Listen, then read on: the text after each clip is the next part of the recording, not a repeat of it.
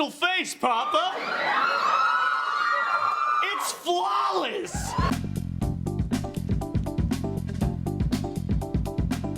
Number 10, Donald Trump. People think I'm controversial, but the truth is, I'm a nice guy. I don't hold grudges against anybody, like Rosie O'Donnell. When Donald Trump hosted SNL in November 2015, he had only launched his presidential campaign a few months prior and wasn't yet the Republican frontrunner. Nevertheless, the decision to have him host reportedly caused an uproar among the show's cast and writers because of his controversial statements. Hi, I'm Donald Trump, and I'll be hosting SNL with Sia. And the ratings are gonna be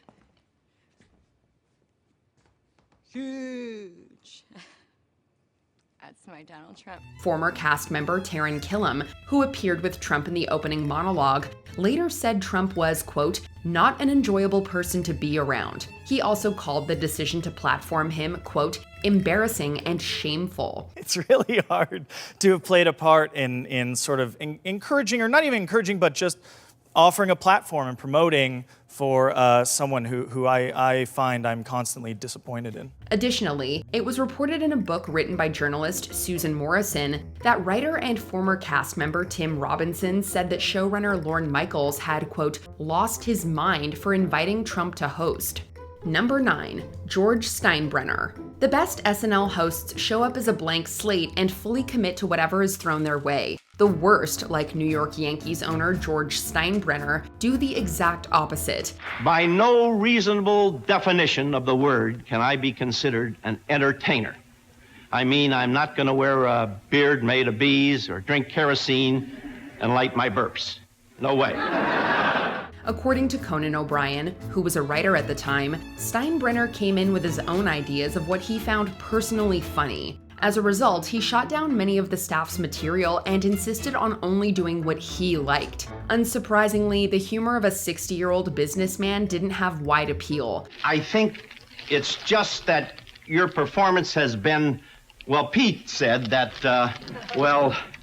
Yes, sir? Well, how do you think you're doing here?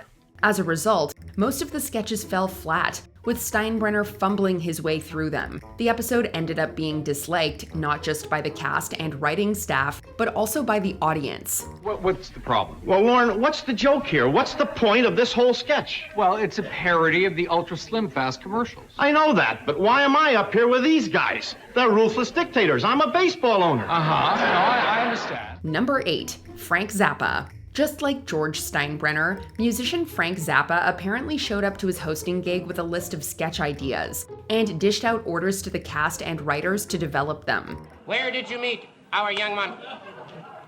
I spotted her in the front row last night, and I knew she was really special. Throughout the episode, Zappa tossed his professionalism out the window, possibly because he felt hosting the show was beneath him. This behavior began during rehearsals, but got even worse during the live telecast. Zappa spent the entire night making funny faces at the camera, which was a huge distraction to the cast, and even ad-libbing lines. Why don't the three of us get into my limo, drive down to LA together, and take this opportunity to really get down and rap? It was almost like he was deliberately trying to ruin the sketches. By the end, the cast was pissed off. Lorne Michaels was furious, and Zappa was banned from ever returning to the show. Frank, like, you really don't get high, do you?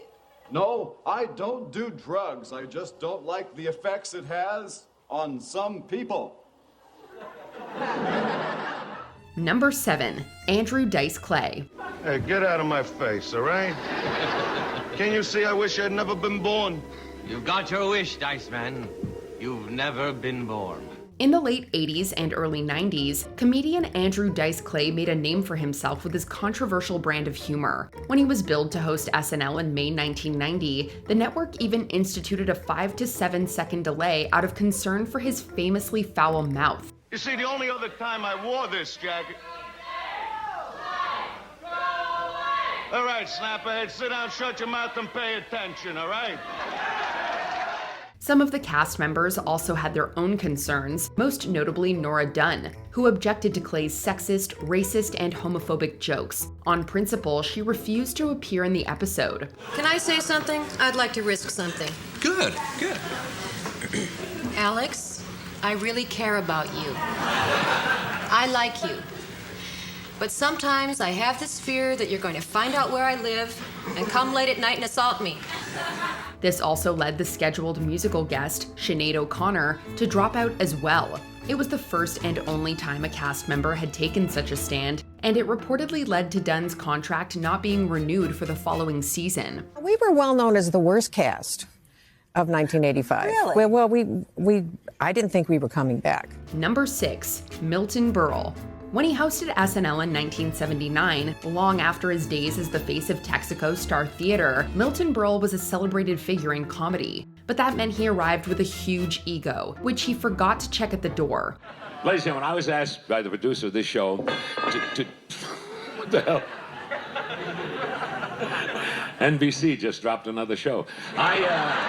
All week, Berle was reportedly condescending to the cast members, questioning their comedic chops and insisting his own ideas were the only ones worth using. Then, during the telecast, he allegedly tried to upstage the cast and slipped in old comedy bits that no one had rehearsed. Lift up the coat. The coat is up.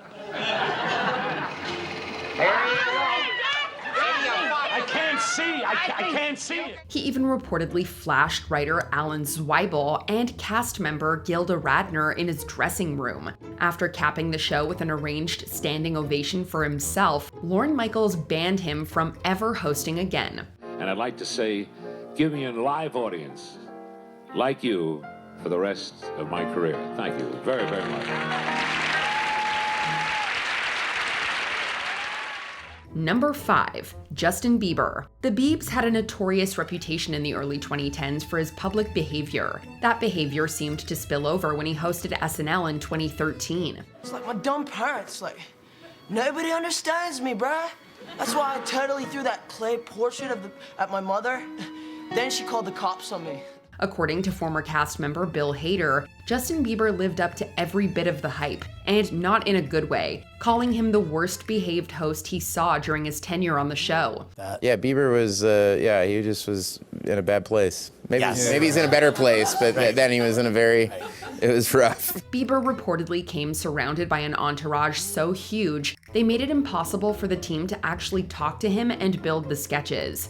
The consequences of that were painfully evident in the live telecast. Bieber looked terribly unprepared and often resorted to winking at the audience whenever a sketch started to tank. How am I supposed to compete with this? Look at his gentle face, Papa. It's flawless. Who would not fall in love? Number 4, Paris Hilton. During Paris Hilton's hosting gig in 2005, Seth Meyers placed a bet with his fellow cast members. He'd give $100 to anyone who Hilton asked a personal question. Turns out he got to keep his money. No one could really get Paris Hilton, our host, to engage in any personal conversations. We realized she hadn't asked any of us a personal question, and this one said, the first person she asks a personal question, I'll give $100? Yeah. Didn't ask one person. No. Indeed, Hilton's unbothered energy was glaring throughout the week, as she showed very little desire to engage with the cast. According to Tina Fey, Hilton was a real piece of work, who took herself too seriously and barely put any effort into the sketches. Does Doctor Who turn you on, baby? Well, I'm getting into my TARDIS right now. Ooh, I better put on my big floppy hat and scarf. I hope I don't find any Daleks here. The writers apparently noticed this and adjusted the sketches so she wouldn't appear long enough to tank them. It's no surprise then that she is regarded as one of the worst hosts in the show's history. What the hell are you doing in Switzerland? Oh, I've been coming here forever. I made it hot. Hold on a minute, hot stuff. I've been coming here forever. I'm the one who made it hot. Number 3, Elon Musk. Just like his political ally Donald Trump, the announcement that Elon Musk would host SNL wasn't well received by the show's cast. To anyone I've offended, I just want to say I reinvented electric cars and I'm sending people to Mars in a rocket ship.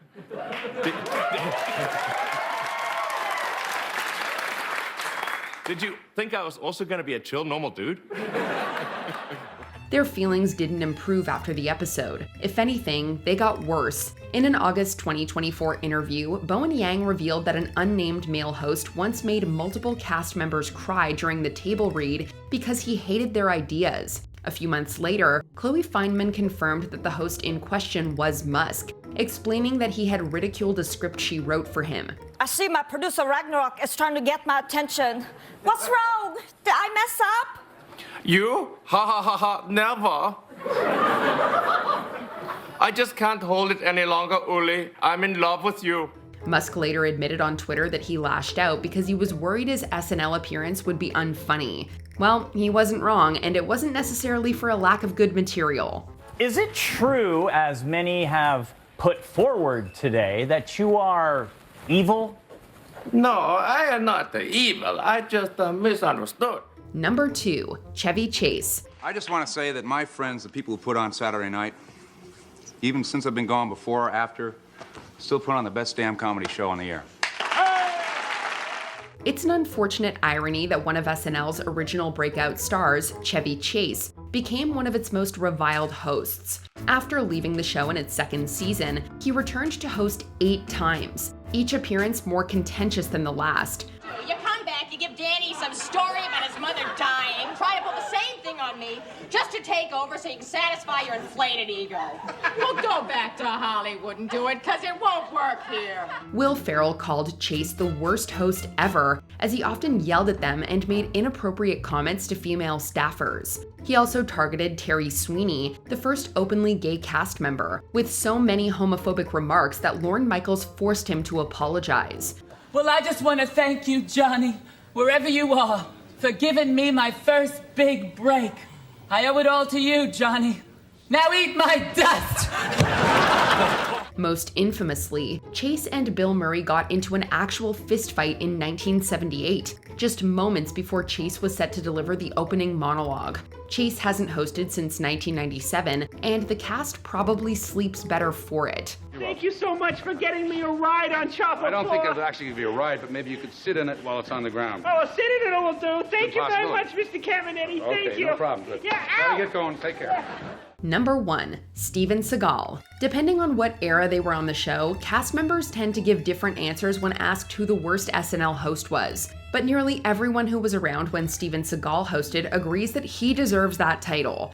I hope you'll forgive me for being a little bit serious, but it's important to me to let you know that there's a lot more to Steven Seagal than the martial arts. Tim Meadows recalled that Seagal didn't understand the jokes and criticized the cast and writing staff. Likewise, David Spade shared that Seagal took himself way too seriously and never followed the plan, which often ended with him arguing with everyone on set. Listen, son, I know that you think that I may be a little bit old-fashioned or something like that, but I have something that I'd kind of like to show you that has great significance to me. Spade even remembers producers debating, for the first time ever, whether they should replace the host altogether. Apparently, the only person who thought Steven Seagal did a great job on the show and was loved by everyone was Steven Seagal. $160. Oh, don't worry. It'll be reduced on appeal. Now that makes me violent. Who was your least favorite SNL host? Justify your choice in the comments below.